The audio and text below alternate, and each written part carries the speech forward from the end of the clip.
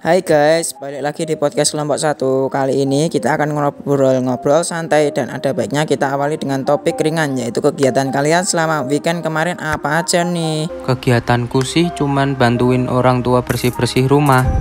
Kalau aku yang pasti misa online dari gereja. Iya nih, aku juga misa online. Kalau aku misalnya udah hari Sabtu, waktu malam minggu, mending ngabisin waktu untuk misa online kan daripada main keluar. Bener banget, apalagi sekarang juga pandemi, jadi aktivitas di luar rumah dibatasi.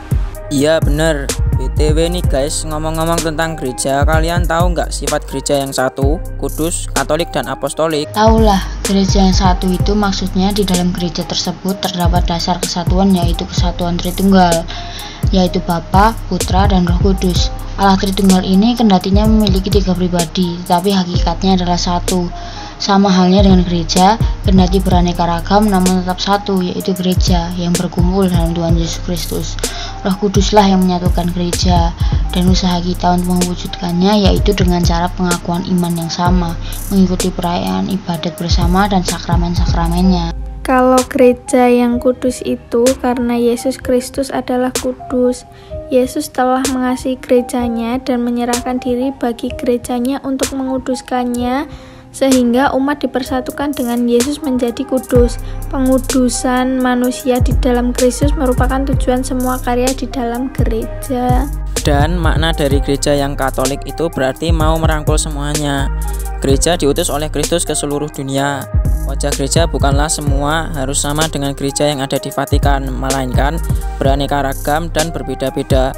Adapun yang sama adalah isinya atau esensinya. Dan terakhir, gereja yang apostolik itu adalah gereja yang dibangun Tuhan di atas fondasi para rasul dengan Petrus sebagai pemimpinnya. Supaya misi yang dipercayakan Tuhan kepada mereka dapat tetap bertahan hingga akhir zaman, maka mereka pun perlu memilih para penerus yang bertanggung jawab untuk mewartakan apa yang sudah diterima. Suksesi apostolik membantu kita untuk menelusuri asal-usul gereja, dan karenanya membantu kita tiba pada kesimpulan bahwa gereja Katolik bersifat apostolik. Artinya gereja yang didirikan Yesus di atas para rasul. Tapi kalian tahu nggak sih kalau Eropa pernah mengalami masa suram yang disebut Dark Age karena pembatasan perkembangan ilmu pengetahuan yang dibuat oleh gereja pada saat itu. Hal ini akhirnya mendorong adanya kebangkitan peradaban modern Eropa yang dikenal dengan zaman Renaissance. Penjelasan secara fakta berkembang pun juga menjadi salah satu penyebab lahirnya gerakan Renaissance, karena paham mereka banyak bertentangan dengan paham-paham yang ada dalam ajaran agama. Gerakan itu sebenarnya berdampak apa sih dalam kehidupan di zaman tersebut? Banyak dampak positif yang ditimbulkan oleh gerakan tersebut. Salah satunya dalam bidang sosial budaya, yaitu lahirnya paham sekularisme di Eropa. Sekularisme sendiri adalah paham yang mendorong penghapusan agama dalam kehidupan publik dan menekankan agar urusan publik sama sekali dilepaskan dari pengaruh agama. Hal ini akhirnya menjadikan urusan agama sebagai urusan masing-masing individu yang tidak boleh dicampurkan dengan urusan umum. Gerakan ini juga berusaha menghapuskan peran agama dan menggantikannya dengan memperkuat fungsi dan peran negara dengan sistem ekonomi yang disebut merkantilisme, dan seiring dengan perkembangan sistem tersebut kemudian muncul kesadaran bahwa kesejahteraan negara ditentukan oleh banyaknya aset atau modal yang dimiliki, juga besaran volume perdagangan negara secara global. Sistem ini pun masih berkembang di zaman modern sekarang. Dan yang terakhir, gerakan ini berdampak pula dengan bidang politik dengan lahirnya paham imperialisme yang artinya memerintah. Imperialisme adalah sistem politik yang bertujuan untuk menguasai negara lain dalam memperoleh kekuasaan atau keuntungan dari negara yang dikuasainya. Namun, di balik segala dampak positif tersebut, terdapat juga dampak negatif yang ditimbulkan lantaran runtuhnya dominasi gereja, melahirkan paham-paham dan pemikiran baru yang berkonotasi buruk serta merendahkan gereja. Hal ini juga terjadi di masa sekarang, di mana kita sedang dirundung abad gelap karena COVID-19 yang menyebabkan sendi-sendi perekonomian lumpuh dan membuat banyak orang yang mulai meninggalkan Tuhan. Tetapi seharusnya kita menjadikan momentum ini sebagai ajang kompetisi dalam berinovasi dan juga mensyukuri segala berkat yang ada. Wah, mulai berat nih topik obrolannya. Tapi sebelum lanjut, aku mau balik ke topik awal tadi nih. Selain beres-beres rumah, aku juga ngabisin waktu dengan membuat kerajinan loh. Wah, kerajinan apa tuh? Aku buat kerajinan keranjang alat tulis. Emang kamu buat dari bahan apa? Aku buatnya dari bahan kardus sekitar rumah aku. Bahan kardus ini sangat mendukung aku dalam membuat kerajinan, karena di sekitar lingkunganku kardus sangat mudah didapatkan. Dan kardus biayanya juga murah. Selain itu, kardus ini juga memiliki bobot yang ringan, jadi mudah untuk dibuat-buat sebagai kerajinan. Oh gitu, hebat ya kamu bisa memanfaatkan bahan-bahan limbah yang ada di sekitar lingkungan kamu. Iyalah, soalnya bahan kardus ini sangat mendukung aku karena tadi itu mudah didapatkan di sekitar lingkunganku. Cara kamu buatnya emang gimana? Jelasin dong. Gampang, aku cukup menyiapkan bahan-bahan yang diperlukan, yaitu kardus sepatu, beberapa isian gulungan tisu bekas, kertas kado, gunting, lem tembak, dan isolasi kertas. Lalu untuk tahapan pembuatannya itu kayak gini. Pertama, siapkan alat dan bahan yang dibutuhkan. Lalu bersihkan kardus sepatu dari debu-debu yang menempel. Dan bagian kardus yang digunakan hanya bagian badannya saja ya. Kemudian lapisi semua bagian badan kardus dengan kertas kado. Terakhir, rekatkan dengan isolasi kertas. Setelah melakukan tahap tadi, kita dapat siapkan beberapa isian gulungan tisu yang berbentuk seperti tabung. Gulungan ini nantinya akan berguna sebagai sekat antara jenis alat tulis satu dengan yang lainnya. Dengan cara rekatkan tabung tersebut dengan posisi berdiri di bagian dalam badan kardus, lalu gunakan lem tembak agar merekat lebih erat dan susun semua koleksi alat tulismu. Dan akhirnya keranjang alat tulis dari kardus sepatu sudah siap digunakan. Wah, ternyata mudah ya. Nanti aku coba buat deh. Iya, buat aja. Nanti kalau udah jadi kan bisa dijual dan mendapatkan uang. Lumayan, bisa buat jajan atau ditabung. Hehehe. Oke, nanti langsung buat deh. By the way guys, kalau ngomongin soal kegiatan selama weekend kemarin, selain misa aku juga lagi struggle banget nih mikirin tugas sekolah tentang novel. Tugas novel? Itu tugas apaan sih? Jadi kemarin itu aku baca novel yang tentang bahasa Jawa. Nah, kebetulan aku juga punya tugas untuk mencari contoh novel bebas dengan menjelaskan unsur-unsur pembangunannya gitu. Emang novelnya tentang apa? Novelnya itu judulnya Sang Pangeran Pati. Oh, novel ini aku udah pernah baca plus sama unsur-unsurnya. Kamu bantuin nyariin ya, hehe. Oke, jadi unsur-unsurnya novel itu ada sinopsis, tema, latar waktu, alur cerita, penokohan, dan amanat. Banyak juga ya. Terus penjelasannya gimana aja tuh? Aku jelasinnya sambil pakai bahasa Jawa ya. Tema novel yaitu kejujuran lan kesetiaan. Latar waktu novel yaitu pagi. Sugeng enjang Mas Suryo siang. Lawang jam loro sur, aku wis mangan awan. Malam wiwit jam 12, jam loro kudu wis rampung. Jam 3 esok kudu wis di pasarno. Alur ceritanya maju. Penokohan novel: Suryo Baskoro, pinter, sregep, andap asor, pendendam, ora gelem kalah. Sri Wahyuni, setia, sregep, laten. Basuki, sregep, nerimonan, andap asor, sopan. Rudi Hamonangan, pinter, sendiko dawuh, setia, sregep, telaten. Aryo Guritno, licik, dengki. Mardanu, licik, dengki, pinter. Wibisono, eman, andap asor, setia. Surtikanti, setia, andap asor, welas asih, pinter. Suryawati Suminar, manut, amanat, setia. Broto Kusumo, tegas, bijaksana, gampang percaya karo wong liya. Wisnu Kusumo, manut, pinter, bijaksana, andap asor, welas asih. Prihastuti Kusumo, welas asih, andap asor, pinter, sumeh, ngalahan. Amanat novel yaitu golek rejeki lan nyambut gawe kudu duweni sikap jujur lan setia. Aja ana rasa dendam marang sapa wae, amarga dendam bisa gawe wong tumindak culika. Kudu duwe sikap andap asor, welas asih marang wong liya, ora kena sewena-wena amrang bawahan. lan kudu tegas karo keputusan akhir.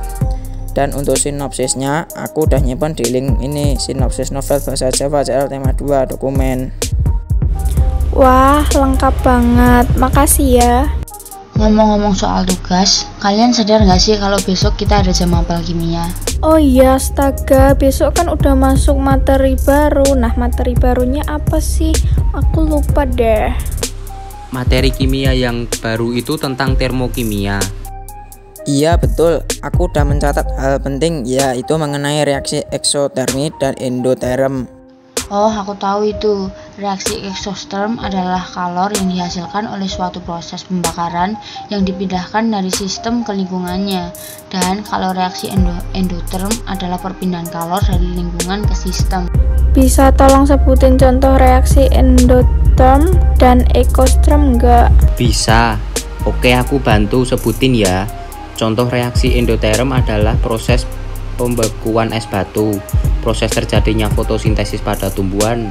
Lalu untuk contoh reaksi eksoterm, yaitu kayu yang dibakar saat api unggun dan letusan kembang api. Ada yang tahu entalpi nggak ya? Entalpi itu jumlah energi internal dalam suatu sistem untuk melakukan kerja pada tekanan tetap.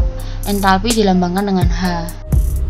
Entalpi juga bisa didefinisikan sebagai banyaknya energi yang dimiliki sistem U dan kerja PV, sehingga bisa dirumuskan H sama dengan U plus PV. Yups, bener banget. Perubahan entalpi ada beberapa macam. Di antaranya perubahan entalpi penguraian, perubahan entalpi pembakaran, perubahan entalpi penguapan, perubahan entalpi pembentukan, perubahan entalpi pelarutan, dan pengatoman. Untuk mengukur perubahan entalpi juga harus pada suhu dan tekanan tertentu, yaitu pada suhu 25 derajat Celcius dan tekanan 1 atm. Tadi kan kita nyinggung soal fotosintesis pada tumbuhan sebagai salah satu contoh reaksi endoterm nih. Nah, kalian sendiri tahu nggak sih jaringan apa aja yang ada dalam tumbuhan itu? Tahu dong, jaringan yang ada di tumbuhan itu ada jaringan meristem yang berfungsi sebagai penunjang tinggi tanaman, penyebaran kanopi cabang dan ranting, serta dapat memperpanjang jangkauan penyerapan akar. Lalu ada jaringan epidermis yang berfungsi melindungi bagian dalam organ. Dan ada jaringan pengangkut, yaitu xilem dan floem. Fungsi xilem untuk mengangkat air dan garam dari akar menuju ke daun, lalu floem untuk mengangkut hasil fotosintesis. Lalu apa jaringan tumbuhan dan hewan itu sama? Kalau itu beda, karena di hewan terdapat jaringan epitel yang berfungsi melindungi bagian organ, jaringan otot yang berfungsi sebagai alat gerak. Guys, BTW ngomongin soal materi nih, kalian udah paham materi PJOK yang kebugaran jasmani itu belum sih? Tolong jelasin dong. Udah dong, kebugaran jasmani itu kemampuan seseorang dalam melakukan aktivitas keseharian tanpa mengalami kelelahan yang berarti. Kalau kebugaran jasmani yang berkaitan dengan kesehatan apa dong? Kalau kebugaran jasmani yang berkaitan dengan kesehatan itu seperti daya tahan jantung, paru-paru, dan peredaran darah, komposisi tubuh, kekuatan dan daya tahan otot, dan kelenturan sendi dan otot. Terus kalau hal-hal yang perlu diperhatikan dalam latihan kebugaran jasmani itu apa dong? Oh, itu ada 3 hal, yaitu persiapan, pelaksanaan, penutup. Oh, jadi ada 3 hal itu ya. Kalau melakukan gerak kebugaran jasmani itu apa aja? Gerak kebugaran jasmani itu ada kecepatan, kelincahan, keseimbangan, dan koordinasi. Oke deh, sekarang kita semua jadi paham mengenai kebugaran jasmani. Makasih ya. Iya, jadi kalian harus mengetahui kebugaran jasmani. Sama-sama. Guys, ngomong-ngomong, kalian udah literasi materi AMDAL atau belum nih? Belum. Sebenarnya AMDAL itu apa sih? AMDAL adalah tahap awal untuk perizinan suatu kegiatan pembangunan. Lalu pentingnya AMDAL dalam pembangunan itu apa? AMDAL berperan penting sebagai perencanaan dalam kegiatan pembangunan dan pengembangan di suatu wilayah. Oh, jadi begitu. Aku baru tahu. Makasih penjelasannya. Oke, sama-sama. Kemarin aku dapat surat dari kakakku yang di Jakarta. Tapi aku lupa tadi aku taruh di mana. Kalian bisa bantu cariin nggak? Boleh deh, kita coba cari di kelas dulu ya. Tapi bentar-bentar, sebelum masuk kelas, kalian sadar nggak sih kalau ada papan nama kelas di setiap atas pintu? Sadar kok, emangnya ada apa? Nggak apa-apa sih, aku cuman heran kenapa papan itu cuman ditempel di tembok dan hanya diikat oleh satu tali saja, tapi kenapa papan itu bisa seimbang ya? Keseimbangan yang dialami oleh papan itu menggunakan prinsip keseimbangan benda tegar yang ada di fisika loh. Hah? Apa itu benda tegar? Benda tegar adalah suatu benda yang bentuknya tidak berubah saat diberi gaya dari luar. Benda dianggap sebagai titik materi yang ukurannya bisa diabaikan. Itulah sebabnya semua gaya yang bekerja pada benda tersebut hanya dianggap bekerja pada titik materi yang menyebabkan terjadinya gerak translasi. Lalu bagaimana keseimbangan benda tegar itu terjadi? Keseimbangan benda tegar terjadi di mana momentum benda bernilai 0. Artinya jika awalan benda itu diam, maka benda tersebut akan cenderung diam.